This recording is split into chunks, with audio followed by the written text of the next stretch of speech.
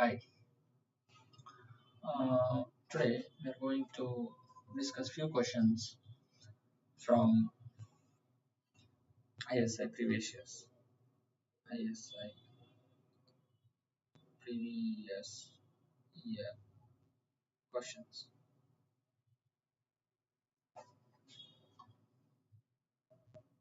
Now the question is, I'll start some questions before we start going to the further. So the question is,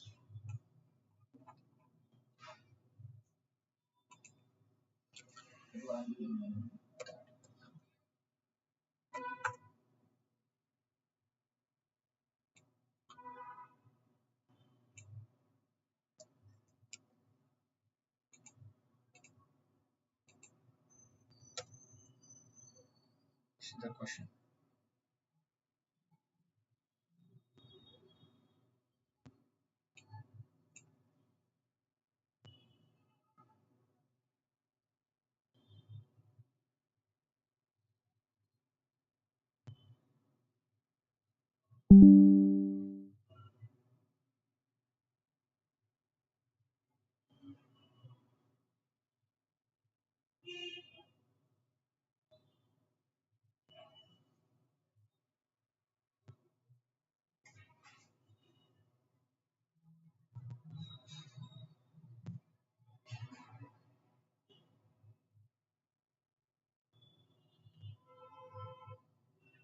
As you can see, this is the question.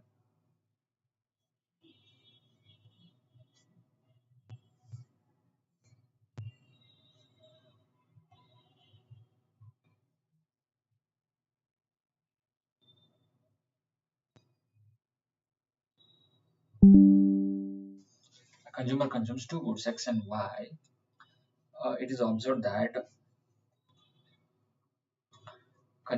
it's observed that the consumer's consumption of goods X always falls when the price of X falls. Means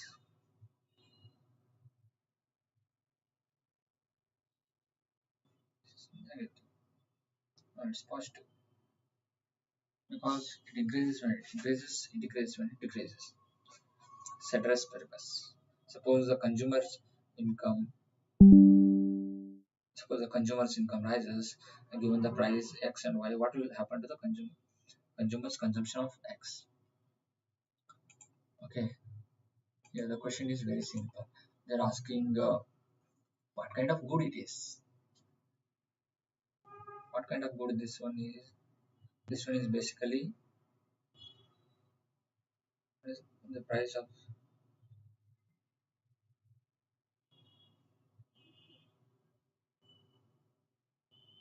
price is decreasing. He's not going to it. He's not going to consume that one. This is a typical case for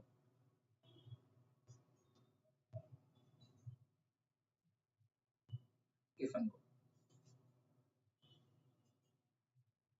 So how will that react? What will happen to the consumer's consumption of X?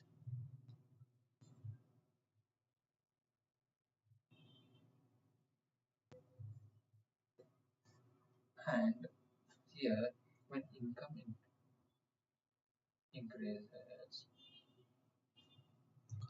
what will happen? X into Px plus Y into Py. Before it was M, it was X and the quantity X into Px plus Y star into Py equals to M star. These are the two cases. How that will react? Once again,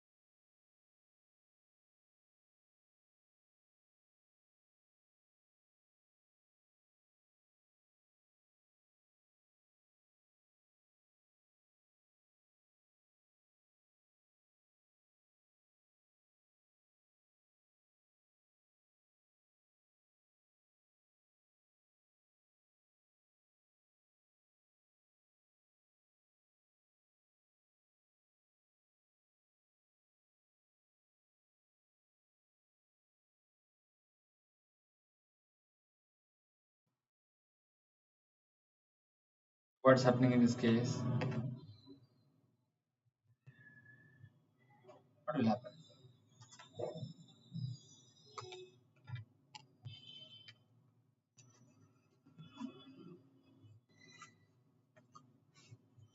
What will happen?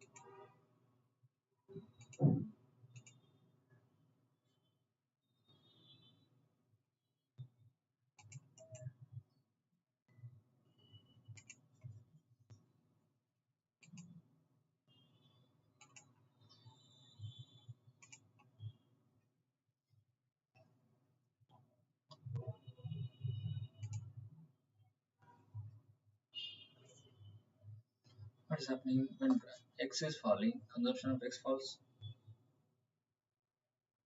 Price of X is falling. X is falling. Right? We are considering only this thing when we call ceteris paribus, holding rest of the things constant.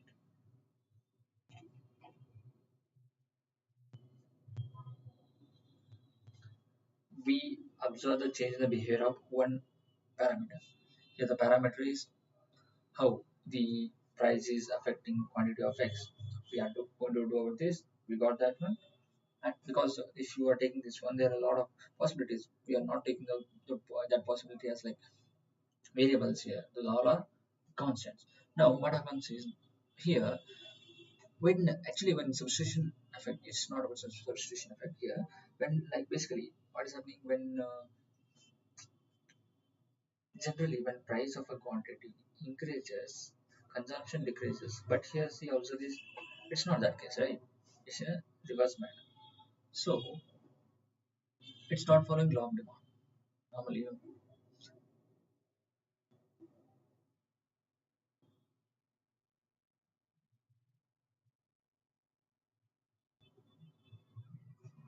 afterwards in normal cases, if that happens, there will be two cases.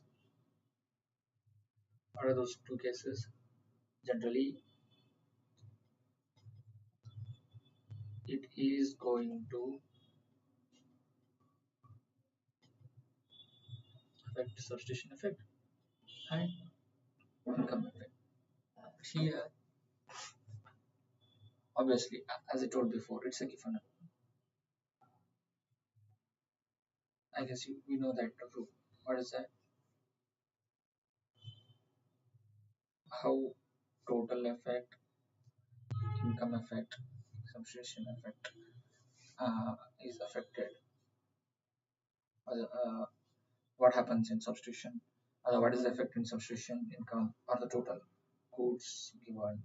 It's given inferior or normal. Right? How it's going to behave?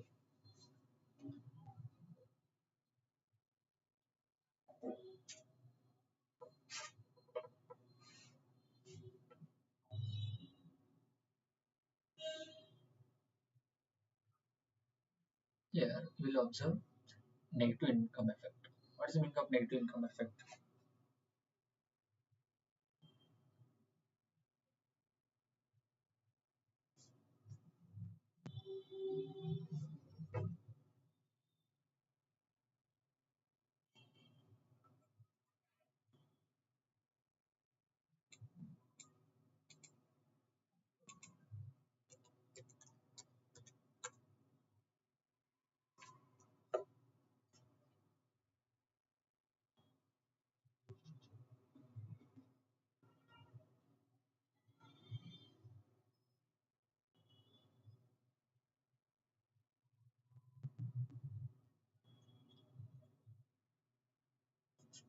What does it mean?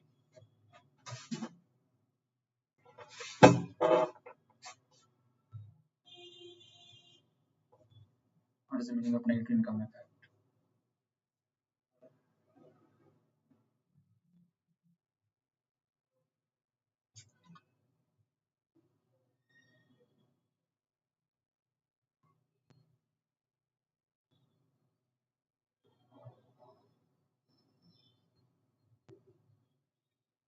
Okay, before we need to study what is income effect. Here, income effect is when the price of a good changes, the prices of goods changes.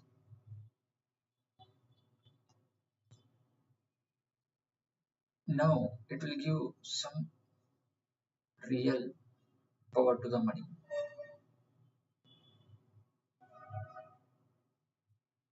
Let's assume that.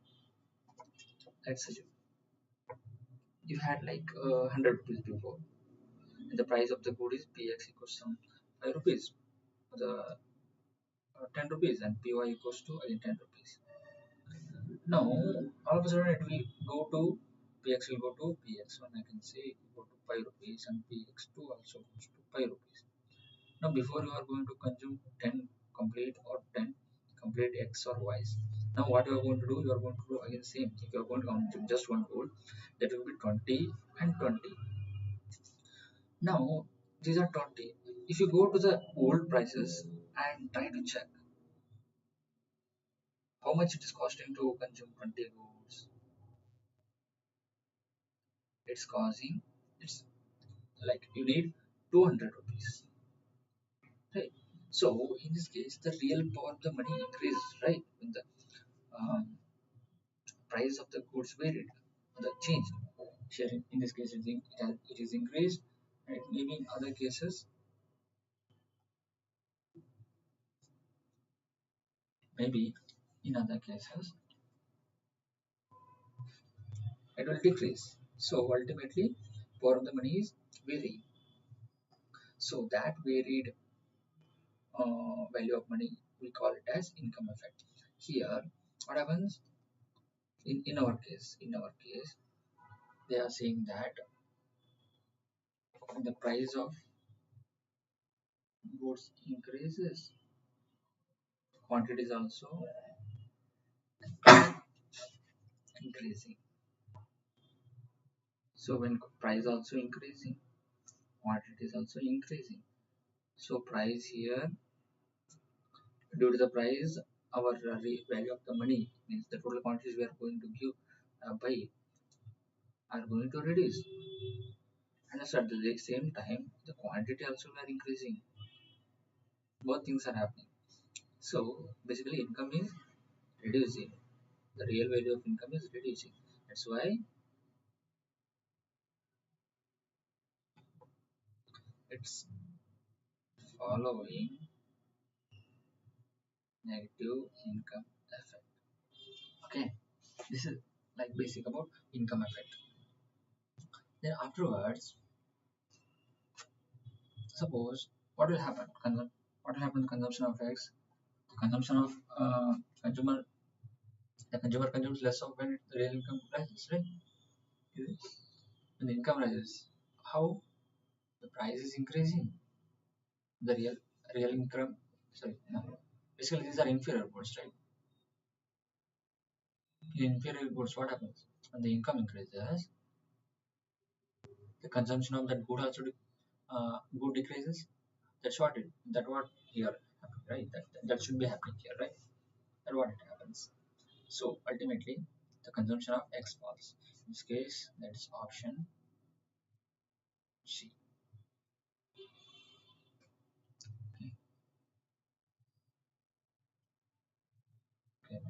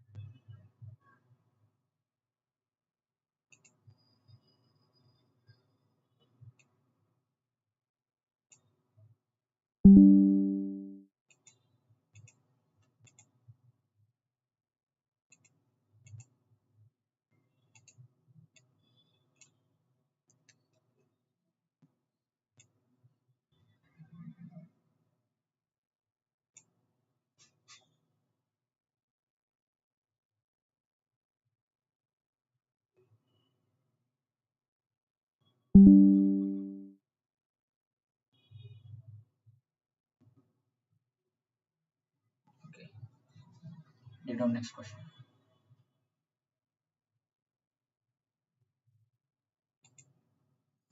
The question is, okay, read the question. An individual has a pond in which he can set up a net costlessly only at a time t equals to 0. The net will yield an output of f fishes at t given. Okay, we are going to focus on given now. Once they are given t equals to 0,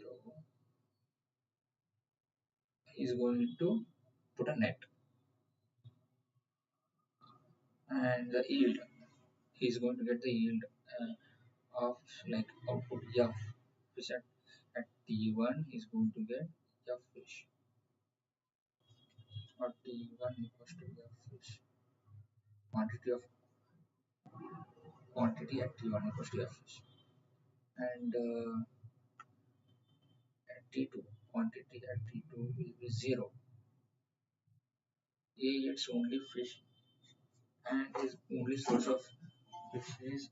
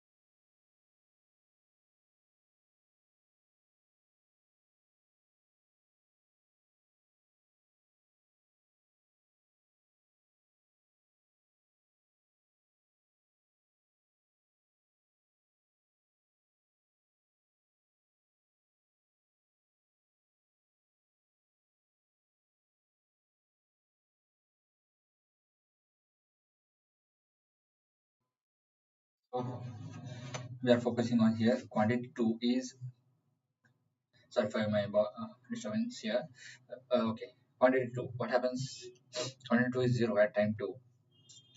A can consume at period 1 and period 2, after which he ceases to exist. A has the option of costlessly storing fish at T1 for consumption at T2 without depreciation. There is no debt and does not discount the future. Yeah, this is a discount factor.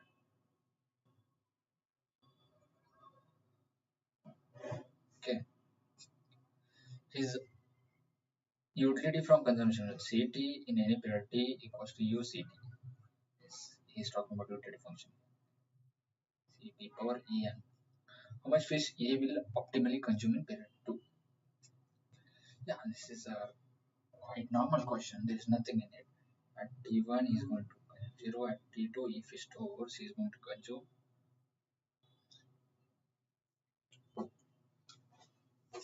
sorry, at T1 he is going to consume E of, and T2 only if he stores he is going to consume some quantity, and I don't know what is that quantity, and he is not at all producing any quantities of fish here. The only quantities of fish he is producing is E of. First and last, nothing is but E of here. Now this E of has what? T1 plus T2.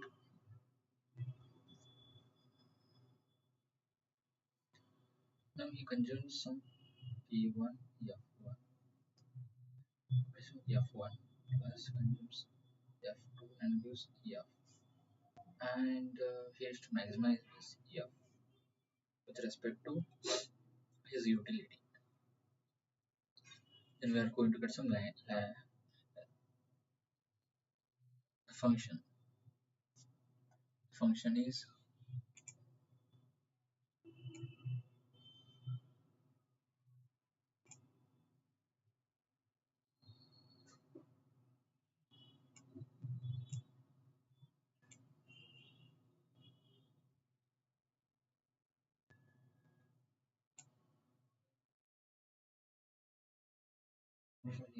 I need to derive that function.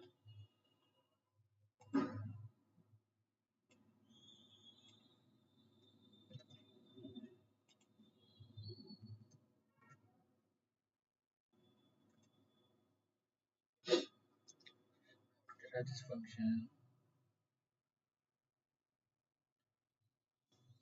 maximize utility with respect to given function. But here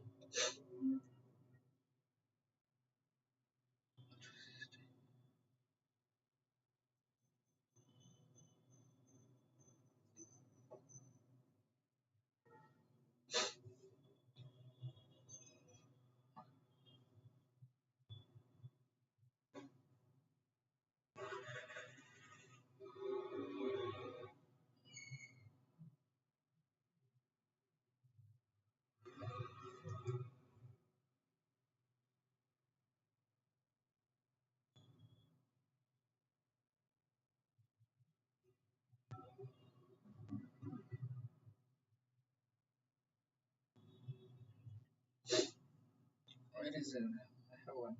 There is utility of C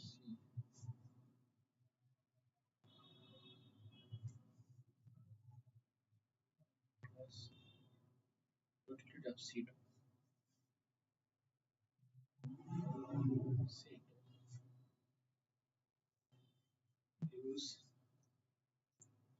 Ct power n, Ct power en plus Ct T1 n T2. Basically here C1 plus C2 equals to F, and yeah, here this is the quantity of C1 plus C2. These are the time consumption time 1 and time 2. Okay, how we are going to do this now? Maximizing Utility. What is the utility you are going to focus on now? Consumption T1 is C1. C1 power n is consumption C2 C2 power n minus lambda into E of max C1 minus C2 0. Now what I'm going to get for quantity we do T line by T C1 let n into C1 minus 1 minus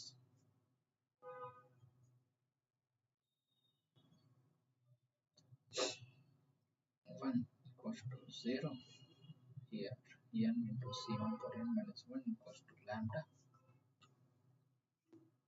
Again similarly for L by the C2 it gives us n into C2 power n minus 1 minus lambda into 1 square minus 1.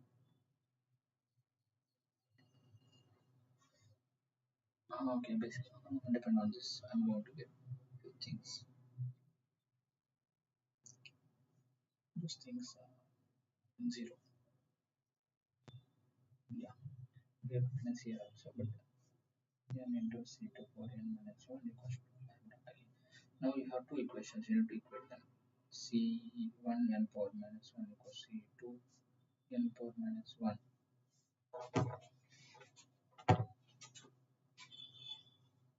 We have C1 by C2 equals to 1 and C1 equals to C2.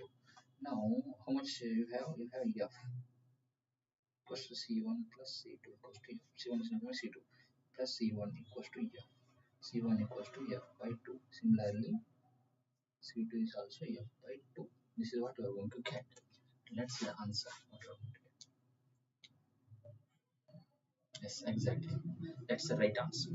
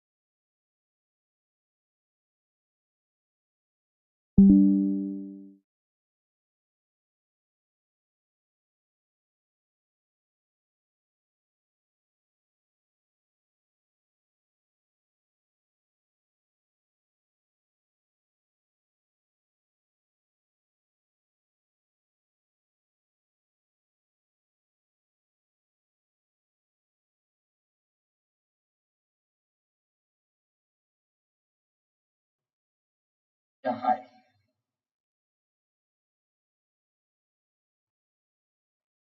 Hello. I guess it's audible for everybody.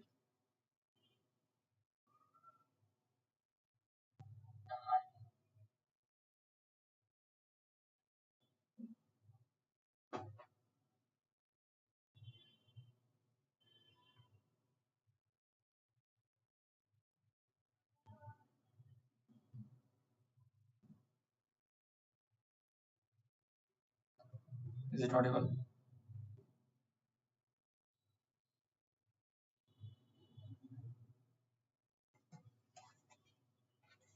Is it audible?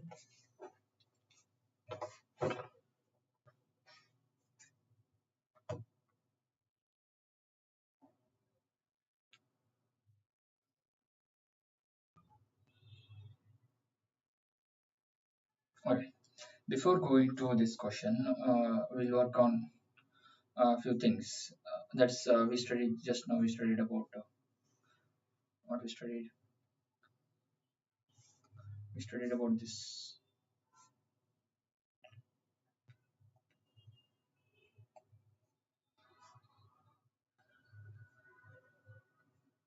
intertemporal choice question. I'm going to revise few topics from intertemporal choices, and I'm going to give some brief idea about intertemporal choices.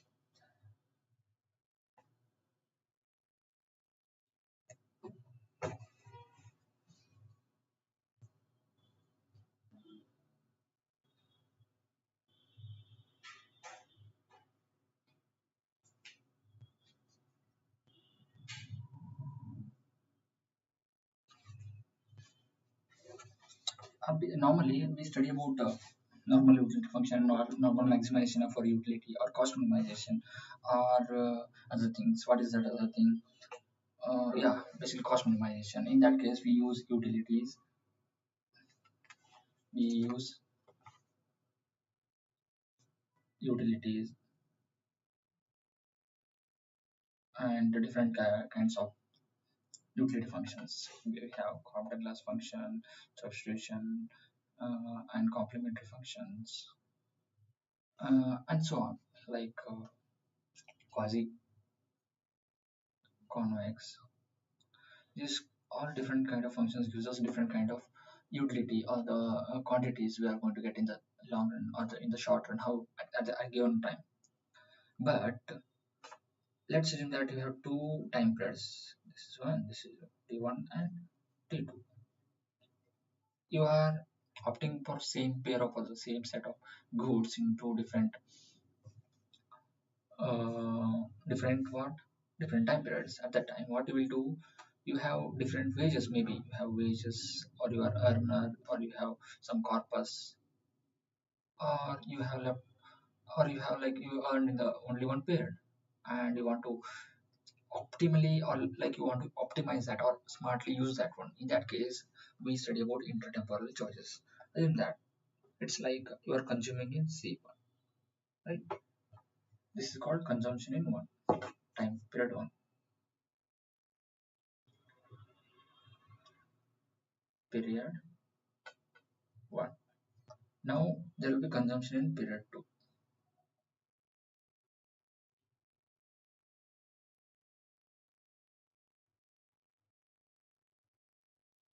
What is the basic rule of economics?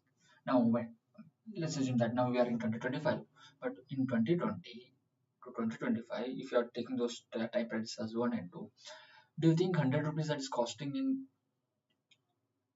2020 is similar to the 100 rupees that you can pay in 2025? No. Why? Because in 2020, the interest rate or inflation was different. I mean, this is like a psychological concept, kind of a philosophical concept, but it is touched with the mathematics of economics. We need to include that one. How, if it's 100 rupees, obviously due to the mindset. We involve a lot of other things in that case, but slowly each year there will be some inflation like 8%. Just assume that, right? Yeah. Now, when it's like losing its value means it's going to be 108 in some T2 period, which is equals to 100 rupees in T1. Now, in economics, this is regulated by interest rates. When we take interest rate, like real interest rate, is nothing but R plus pi. R is the interest rate and pi is inflation. If the 8% inflation and 8% interest rate 8%, inflation 8%. In this case, ultimately, you are like there's no proper growth. Not proper. It's not like exactly a growth. It's at a stagnant phase here, even after like 8% of interest rate. Why? Because of this 8% inflation.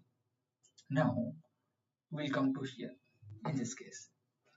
Now a guy is consuming in period 1 and period 2. If you want to equate this period 1 to the period 2, like the assume that you have some money in period 1. It is kept until time period T. At the like average, we can't take like compound interest in the like normal way because we are considering the whole time period as T1 to T2, like just one slight gap of a time period. It's from here to here. It's the same. So the thing here is he is going to incur 1 plus R interest rate. Basically, no, we'll start with this one. C2 is there, right? In that, what he's going to do, he's going assume that he kept from C1 is there. C1 is there. He kept from C1 to some time period C2.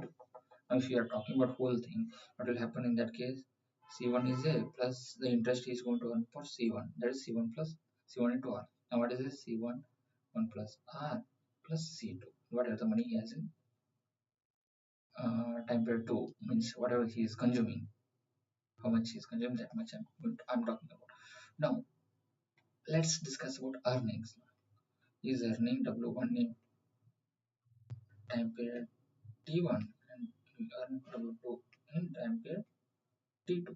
Now let's think about this itself now. How much he's capable of W1 plus he's going to get R if he keeps R. Nothing but 1 in bracket 1 plus R. This is what he's going to be like transferring to the next time period. So we know what we know, and basically we know budget line. Here the only thing that is separating is before in normal, like if you are taking one time period,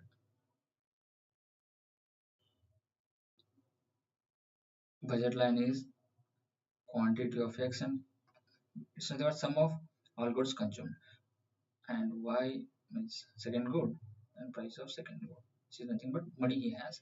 Now this is like proper setup of like pure budget line. It's like less than or equals to M. Why? Yeah, because he can't consume more than M, right? That's why. So this is a proper budget line. Now in this case, what happens again? Now consumption of good in time period 1 plus how much it costs, like what is the value of that 1 plus R if and consumption at 2 is nothing but wage at 1, sorry, wages and another wage. So this is the budget line. Now you are going to maximize this for a given utility function.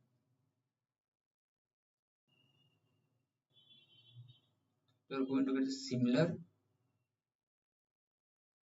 slope for this one also. The slope will be downward sloping, having 1 by 1 plus R as its m if you do that. So we'll stop here itself about this one and we'll move on to the next question. The question is, a country C which has a closed economy. Closed means whenever this is, there's nothing but C plus I plus G. Has 100 identical farmers producing rice with any farmer bearing cost. Okay, taking a cost function. Now they are saying that 10,000 identical farmers. Automatically, it's if you are considering in micro terms, pure competition.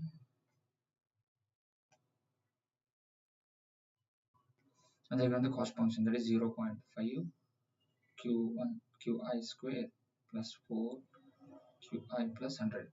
Means for each person, it is same similar cost function, right? Now, if he produces qi units of rice, C has many uh, consumers of rice who generate an aggregate demand function. Okay, the aggregate demand function is also there. There's nothing but Q equals to minus 10,000 P plus 4 lakh, where P is the price of price given.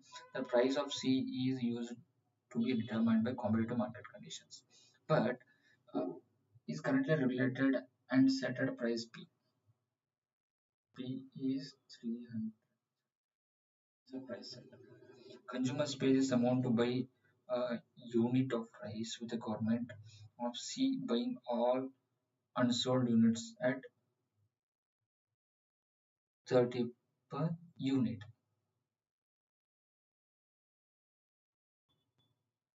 The government proposed to remove price regulation and go back to competitive markets, with each farmer getting an equal flat payment. Total payment across all farmers being equal to the savings of the government from not having to purchase unsold rice. In order to be implement this proposal, each farmer has to open a bank account on its own cost.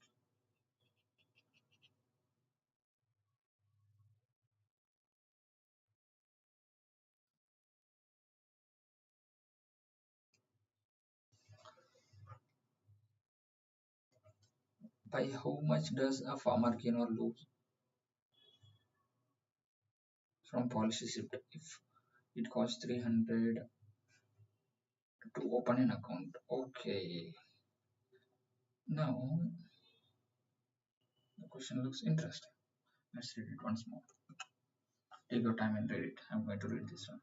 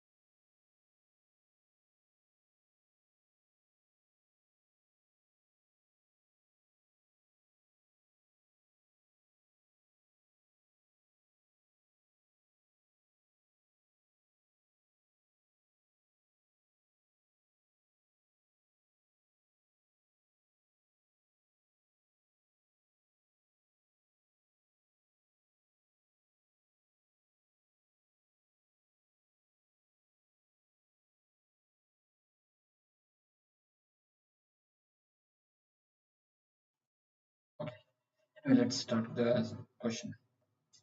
Now there is a quantity. It's not a quantity here. It's a price.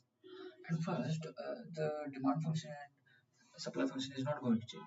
So find the price and quantity in the perfect competition condition. That will be like, obviously price should be same. Hmm. C1 is nothing but cost function. We're going to do what? Cost of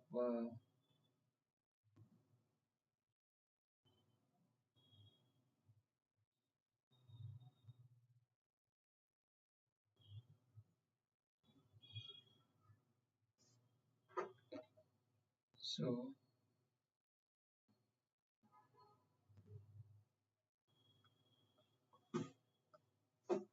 what we'll do, we put this for 0 and he sells at price P and quantity is Q at CQ cost function. Hmm. And what you are going to get? Price into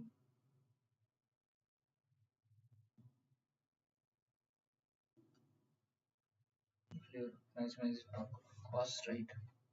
Need to do what?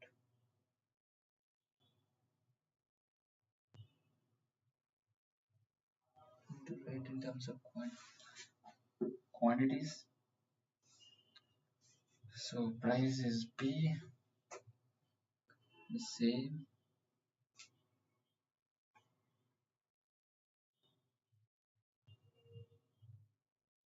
minus 10,000. That's 4,000.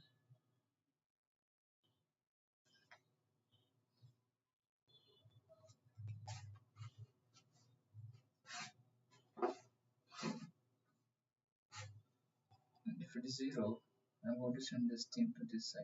So that will be again, I'm equating that. After differentiating, we're going to get something, and that's what. Oh, right. Wait a second. Now dtr by dq minus dtc by dq. Here, if we multiply the cost function with the q, we're going to get something. That something is now. Okay.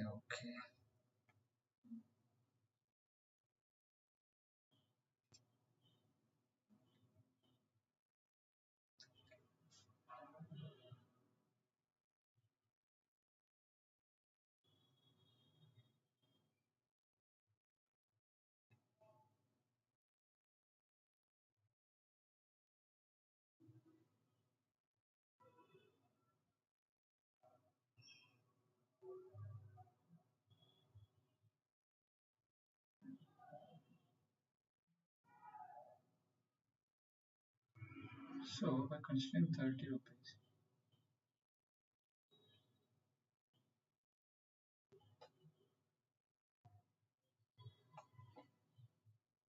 I guess I might take some time.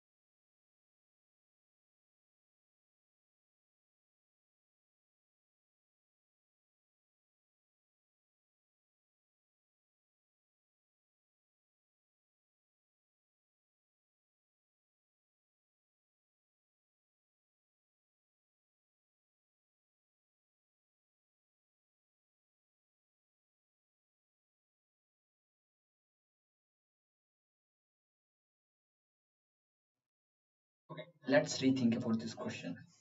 Now I got a clear picture of this one. Now there are two scenarios. First, the farmers. They have demand function, demand function, and cost function. How many are there? 10,000 are there. Now, what they do,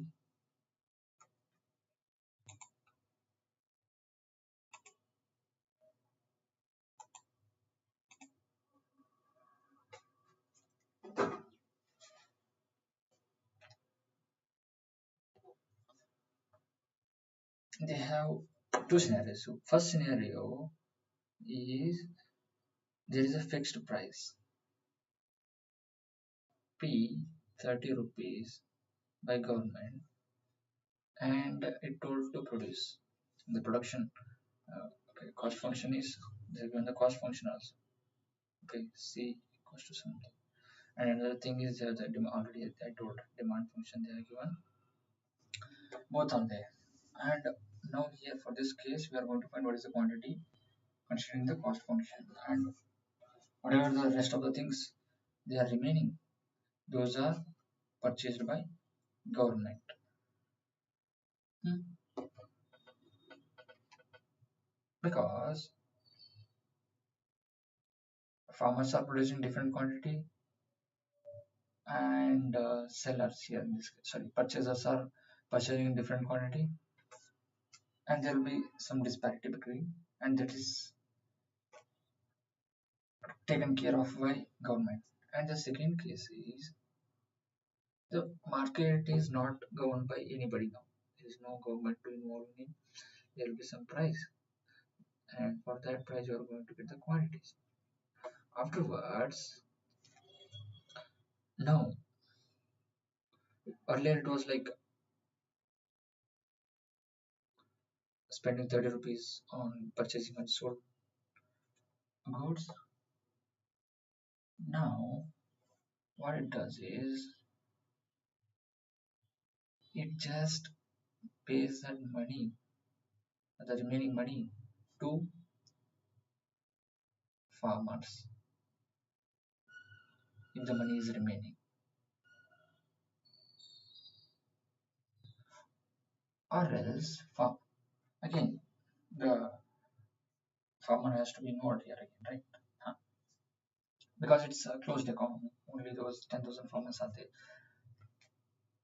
and also it is not paying that money directly in their hand. It's telling that open bank account,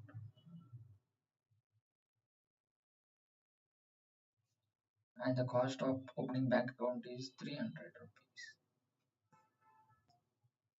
Now for the farmer, the question for the farmer is, so now here in this case also he doesn't care about anything. The government is involved and he's getting some profit. If at all he's getting the profit, assume it as by there's some profit here, assume it as X. Now in second scenarios, he sells in a competitive market. Means government is not involving and controlling the price. Like government is not giving the profit extra. If at all it's like the prices are very less than um, 30, it's not saying anything. What it's saying is it's telling to sell the goods in open market,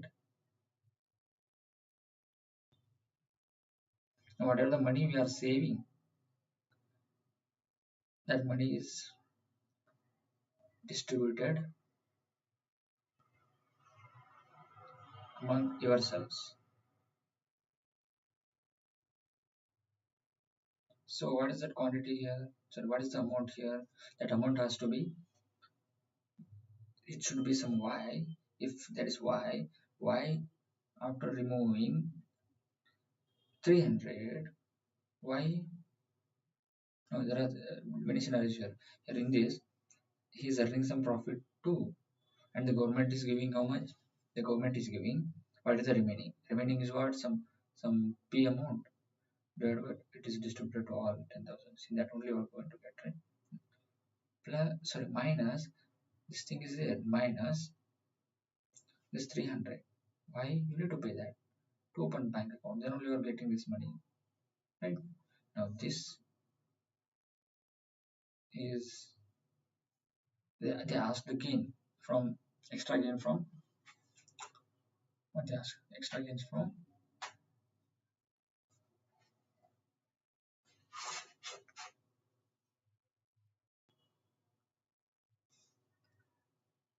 like following this policy. Before he was earning some X, now he is earning by 2 plus P divided by 10,000 minus 300. Before he was earning some X, whatever you are getting, this is a gain. If it is in positive, he's going to be like, yeah, we can follow this. Policy is good. Otherwise, he says, no, no, no, it's better. We can follow this only. Who is going to like incur the extra debt? I guess you understood the scenario. Okay, thank you. Please solve this question.